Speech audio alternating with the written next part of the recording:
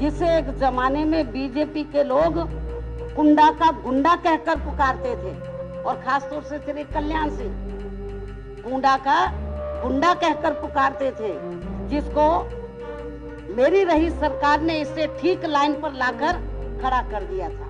बात 1997 की है। उत्तर प्रदेश में बीजेपी और बीएसपी की गठबंधन सरकार चल रही थी। बीजेपी और बहुजन समाज पार्टी में 6 महीने का मुख्यमंत्री बनने पर डील हुई थी। डील के मुताबिक मायावती को सितंबर में अपनी सरकार के 6 महीने पूरे होने के बाद सत्ता बीजेपी के पास जानी चाहिए थी, लेकिन ऐन मौके पर मायावती ने ऐसा करने से मना कर दिया। हालांकि सियासी दबाव में मायावती को कुर्सी छोड़नी पड़ी और तब कल्याण सिंह मुख्यमंत्री बने। कुछ ही महीनों में मायावती ने बीजेपी से समर्थन वापसी का ऐलान कर दिया और तब यूपी की सत्ता में राजा भैया की एंट्री होती है। राजा भैया उर्फ रघुराज प्रताप सिंह प्रतापगढ़ के कुंडा से निर्दलीय विधायक थे। उन्होंने तब मायावती की पार्टी बीएसपी और कांग्रेस के कुछ विधायकों को तोड़कर और कुछ निर्दलीय विधायकों के समर्थन से कल्याण सिंह की सरकार बचाने में मदद की थी। कल्याण सिंह ने फिर राजा भैया को अपनी सरकार में मंत्री बनाया था।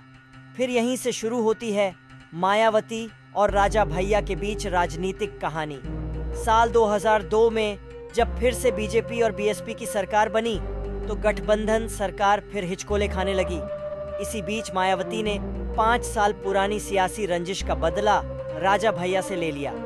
कहा जाता है कि बीजेपी की तरफ से नाम देने के बावजूद मायावती ने 2002 में राजा भैया को मंत्री नहीं बनाया था और उसी साल मायावती ने बीजेपी विधायक पूरण सिंह बुंदेला की शिकायत पर 2 नवंबर 2002 सुबह करीब 4 बजे राजा भैया को आतंकवाद निरोधक अधिनियम के तहत गिरफ्तार करवाकर जेल में डलवा दिया।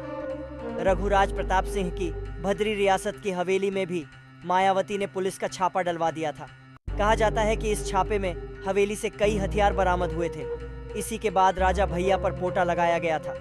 उनके साथ उनके पिता उदय प्रताप सिंह और चचेरे भाई अक्षय प्रताप सिंह को भी अपहरण और धमकी देने के आरोप में गिरफ्तार किया गया था। मायावती ने साल 2003 में राजा भैया के प्रतापगढ़ स्थित भद्री रियासत की कोठी के पीछे 600 एकड़ में फैले बेंती तालाब को भी खुदवा दिया था। इस तालाब के बारे में ऐसी चर्चा थी कि राजा भैया ने इसमें घड़ियाल पाल रखे हैं और अपने दुश्मनों को इसी तालाब में फेंकवा दिया करते हैं। हालांकि राजा भैया ने इसका खंडन किया था।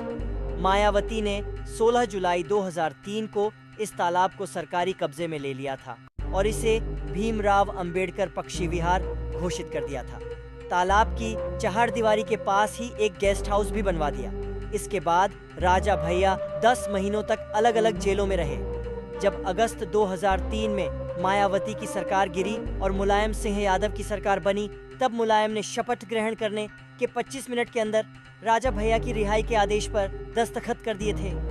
फिर राजा भैया ने जेल से रिहा होकर न केवल पहली बार अपने जुड़वा बेटों का मुंह देखा, बल्कि मुलायम सिंह सरकार में मंत्री भी बने। मुलायम सिंह ने इस तालाब के पक्षी विहार में तब्दील करने के मायावती सरकार के फैसले को भी पलट दिया था। 2007 के विधानसभा चुनावों में मायावती ने नई सोशल इंजीनियरिंग कर फिर से यूपी की सत्ता पर कब्जा जमाया। इस बार वह बिना बैसाखी की पूर्ण बहुमत वाली सरकार की मुखिया थी। लिहाजा उन्होंने अपने सियासी दुश्मनों से एक एक कर बदला लेना शुरू कर दिया। राजा भैया की बारी जल्दी ही आ गई।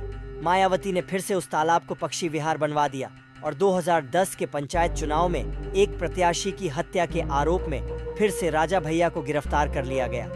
2007 में मायावती के कार्यकाल के बाद 2012 में सपा फिर से सत्ता में आई और एक बार फिर राजा भैया को अखिलेश यादव के मंत्रिमंडल में जगह मिल गई। हालांकि 2 मार्च 2013 को कुंडा के एक गांव में वरिष्ठ पुलिस अधिकारी जिया उल हक की हत्या कर दी गई थी।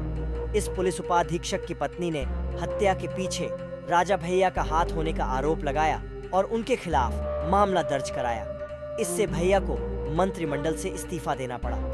सीबीआई जांच शुरू की गई। 1 अगस्त 2013 को सीबीआई ने अपनी विवादास्पद अंतिम रिपोर्ट में भैया को क्लीन चिट दे दी। 2 महीने बाद 11 अक्टूबर को उन्हें दोबारा कैबिनेट में शामिल कर लिया गया। साल 2018 राजा भैया और यूपी की राजनीति के लिए ऐतिहासिक रहा।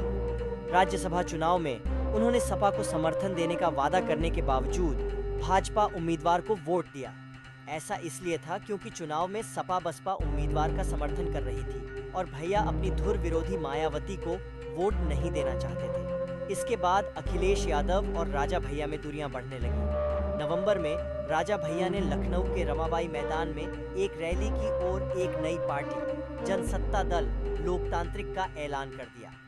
एक नई पार्टी की आवश्यकता के बारे में पूछे जाने पर राजा भैया ने कहा कि राजनीति में उनके 25 साल पूरे होने के अवसर पर एक कार्यक्रम में उन्होंने लोगों से पूछा था कि क्या उन्हें अपनी पार्टी बनानी चाहिए और समर्थकों ने इस विचार का समर्थन किया था।